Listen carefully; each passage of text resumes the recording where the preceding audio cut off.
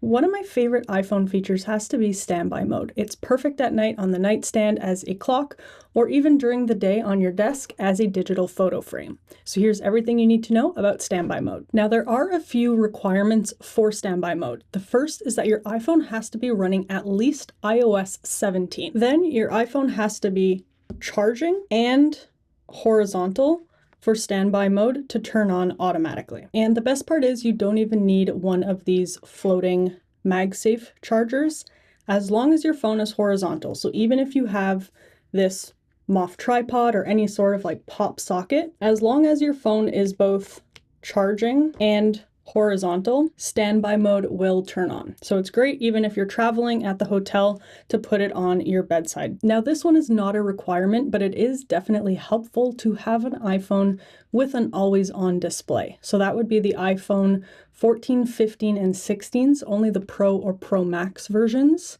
or the iPhone 17 lineup, excluding the iPhone 17e. But even if you don't have an iPhone with an always-on display, that's totally fine. Standby mode will still work.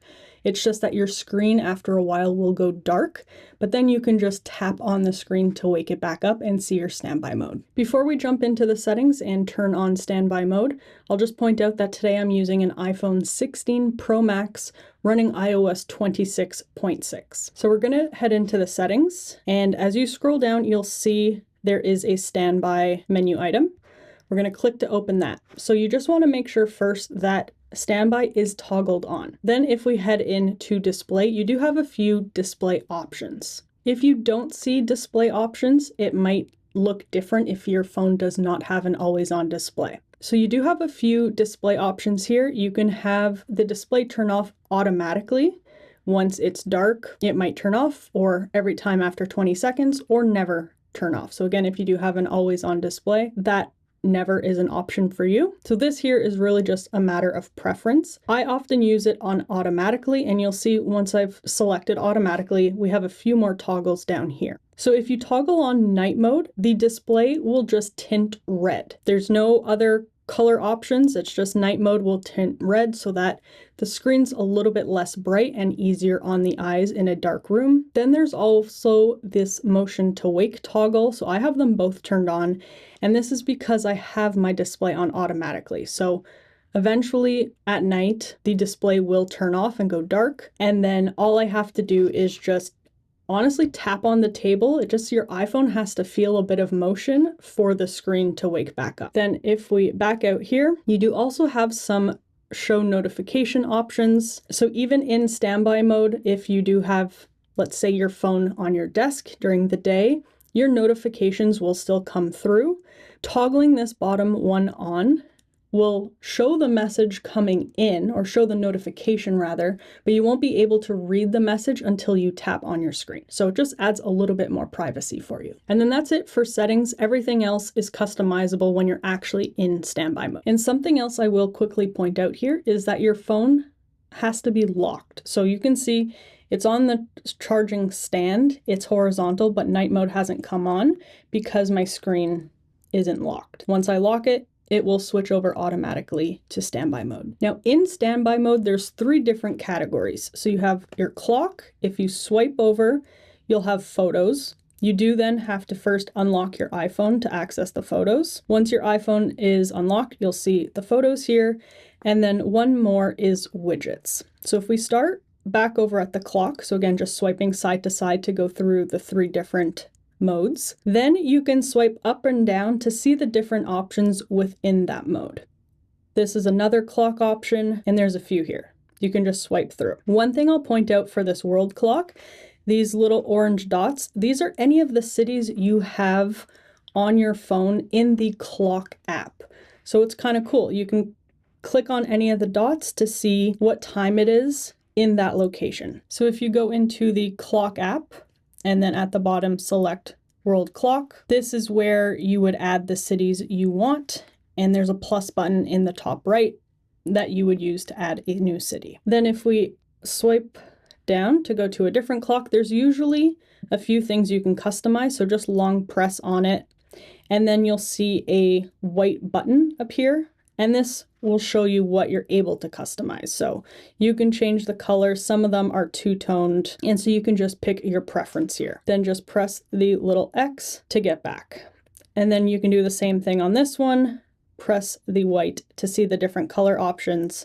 And so all of them are a little bit customizable. This one is not as noticeable. It's just some of the accents that would change colors. Personally, this one is my favorite because I can see the date, the time, and as well the current weather. Then if we swipe over to the photos, there are a few different categories within your photos. So if I long press, and I'll have to unlock my iPhone again. So you have nature, and these are pre-selected photos from your iPhone. You can always hide. There's a little eye in the top corner. If you don't want a specific photo to keep coming up, you can just press that to hide it. Down, you can get to cities. That's my favorite, is to see all the different cities. Or at the bottom, it'll also show people. If you have pets, you would also have a pet category, and you can also tap in to select which people you want included or not in the people category. And same thing, every single one has that little eye in the top left if you wanted to hide a photo. The other thing you can do in the top left, there's a plus button,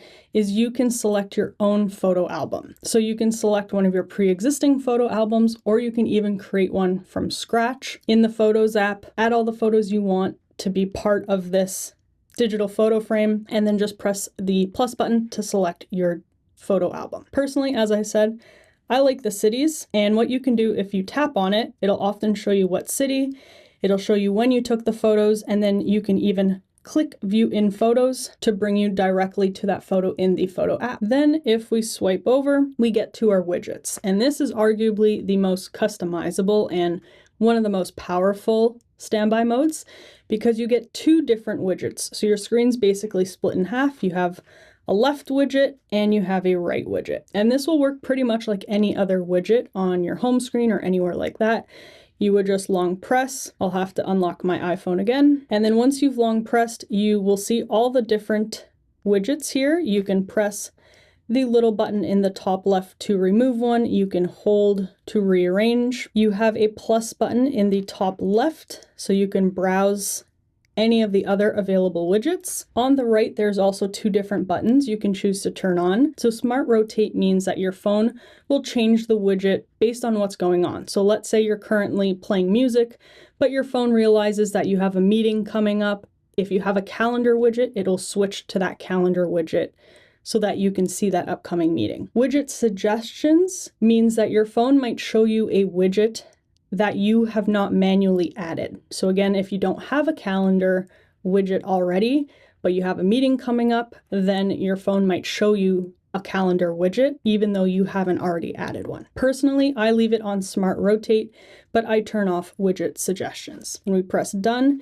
and then you can do the same thing on the right side exactly, and just press done once you've customized it. So then you can swipe through and decide which combination of the two widgets you want to see at once. And a cool thing is if I have something active in my dynamic island, so for example, if I were to start a timer, press start, and then we'll see the dynamic island at the top of my iPhone. If I were to then rotate my phone to put it back into standby mode, I'll lock the phone, it'll go into standby mode, but you'll see towards the middle of the screen, there's kind of like a dynamic island for standby mode. So I can click on that in the middle to open up whatever was active. So in this case, a timer, I could pause, play, or even cancel the timer from there. And then that little button in the middle will disappear if there's nothing active in the dynamic island. And in the morning, when your alarm goes off, you get this nice big screen with a big snooze button and a big stop button, so it's really easy to press in the morning. And so that's how you use your iPhone standby mode. That's it, and have a great day. Bye.